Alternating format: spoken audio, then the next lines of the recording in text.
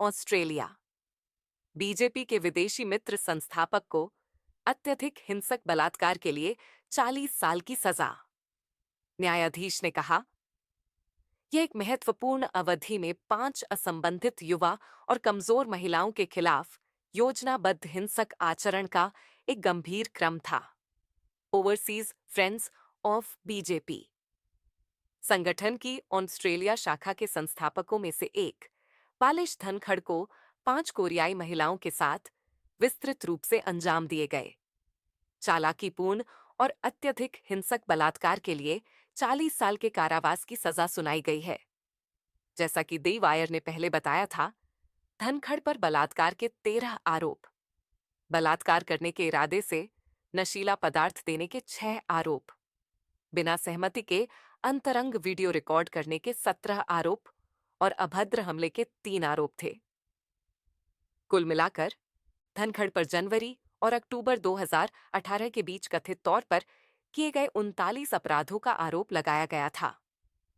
अप्रैल 2023 में सिडनी की एक जूरी ने उन्हें सभी 39 आरोपों में दोषी पाया। धनखड़ कथित तौर पर सिडनी के हिल्टन होटल बार में उन महिलाओं से मिला जिन्होंने उसके नौकरी के विज्ञापन में कोरियाई से अंग्रेजी में अनुवाद के लिए आवेदन किया था, जो उसके अपार्टमेंट के पास स्थित है।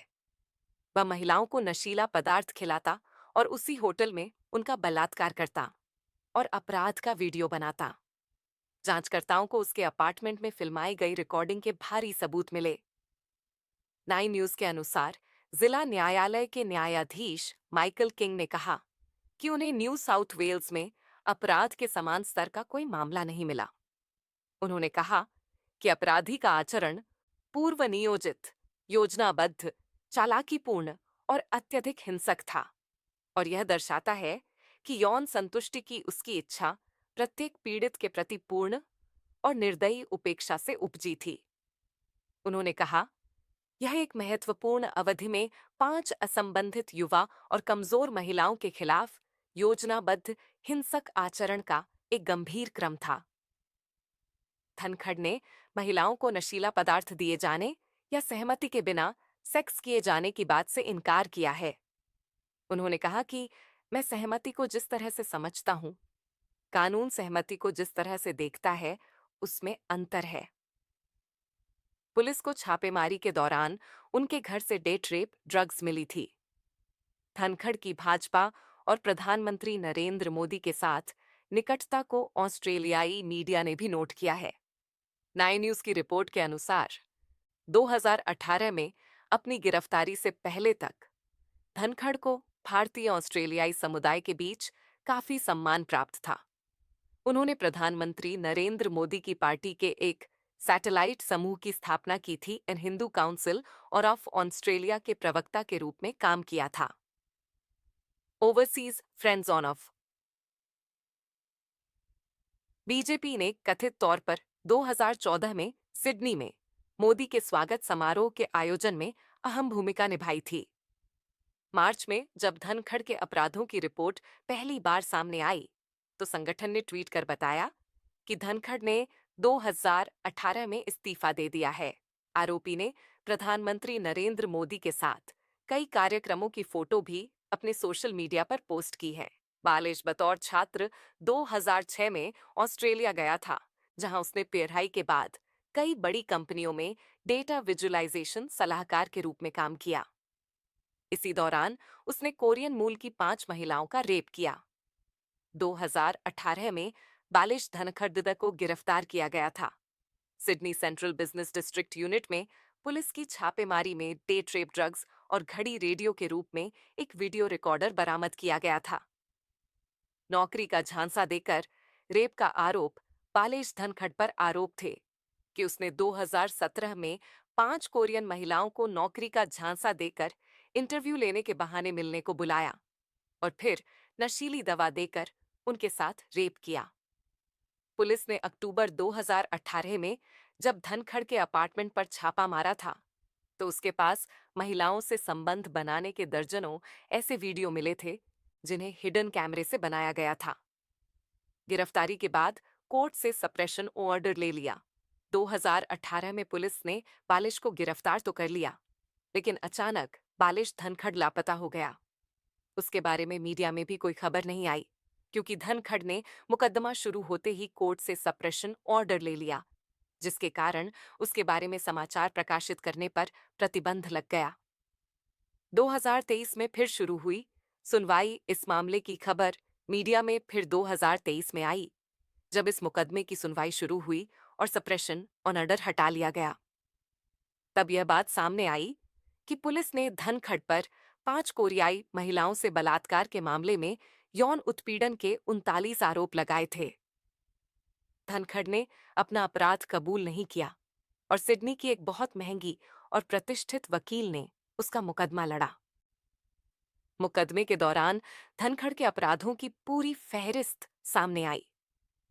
जूरी को कई घंटों की ऐसी वीडियो फुटेज दिखाई गई जिनमें धनखड़ को महिलाओं के साथ यौन संबंध बनाते देखा जा सकता था, जबकि कुछ महिलाएं बेहोश प्रतीत हो रही थीं। फर्जी विज्ञापन देकर फंसाता था। 2023 में ही सरकारी वकील ने इस मामले की जानकारी देते हुए कहा था कि धनखड़ कोरियाई महिलाओं को ही शिकार बना रहा था। उसके पास से कोरियाई महिलाओं की कई अन्य सामग्रियां भी बरामद हुईं। वह स्थानीय सोशल मीडिया और ई कॉमर्स वेबसाइट गमट्री पर कोरियाई अनुवादक की नौकरी का विज्ञापन देता था। अर्जी देने वाली महिलाओं को सिडनी के एक आलीशान होटल में इंटरव्यू के लिए बुलाया जाता था। फिर किसी बहाने से वह उन्हें अपने कमरे में ले जाता था और गलत काम करता था। जज बोले, सुनियोजित व चालाकीपूर्ण आचरण। सिडनी डिस्ट्रिक्ट कोर्ट के जज माइकल किंग ने धनखड़ को सजा सुनाते हुए कहा कि अपराधी का आचरण पूर्व नियोजित, सुनियोजित, चालाकीपूर्ण और अत्यधिक हिंसक था और उसने दिखाया कि यौन संतुष्टि की उसकी इच्छा प्रत्येक पीड़ित के प्रति पूर्ण और कठोर उपेक्षा में थी। कोर्ट ने 40 साल की सजा सुनाने के बाद यह भी बताया कि इसमें 30 साल गैर पैरोल अवधि रहेगी। कंप्यूटर में मिली थी 95 मिनट की कई वीडियो। जब पुलिस ने छापा मारा तो उसके कंप्यूटर में वीडियो का एक फोल्डर मिला। इसमें कुछ वीडियो को सॉर्ट किया गया था। प्रत्येक पर एक कोरियाई महिला का नाम लिखा था। वीडियो की लेंथ 95 मिनट तक थी, जिसमें बेहोश महिलाओं को सेक्स के लिए मजबूर किया गया था। इसके अलावा कंप्यूटर के ब्राउजर में बुकमार्क की एक श्रृंखला मिली, जिनमें छोटी नशीली कोरियाई महिला वेबकैम रोल प्ले शीर्षक के नाम से था। 2014 में पीएम के शपथ ग्रहण समारोह में भारत आया। बालिश ओवरसीज फ्रांस ऑफ बीजेपी का ऑस्ट्रेलियन अध्यक्ष रहा है। 2014 नवंबर में प्रधानमंत्री नरेंद्र मोदी जब ऑस्ट्रेलिया के दौरे पर गए तो वहां बालिश उनकी अगवानी में काफी सक्रिय दिखाई दिया था। उस दौरान के कार्यक्रम की कई तस्वीरें भी बालिश ने अपने सोशल मीडिया अकाउंट पर पोस्ट की। बालिश ने हिंदू काउंसिल ऑफ ऑस्ट्रेलिया के प्रवक्ता के रूप में भी काम किया था। इतना ही नहीं, बालिश प्रधानमंत्री नरेंद्र मोदी के पहले शपथ ग्रहण समारोह में शामिल होने मई 2014 में भारत भी आया था। मिलने के बाद कांग्रेस भी बीजेपी पर हमलावर हो गई है। कांग्रेस पार्टी की ओर से सोशल मीडिया प्लेटफॉर्म एक्स पर इस संबंध में पोस्ट डाली गई है। इसमें लिखा, मोदी के चहेते बालिश को ऑस्ट्रेलिया में 40 साल की सजा मिली है। आज महिला दिवस पर यह खबर आई है।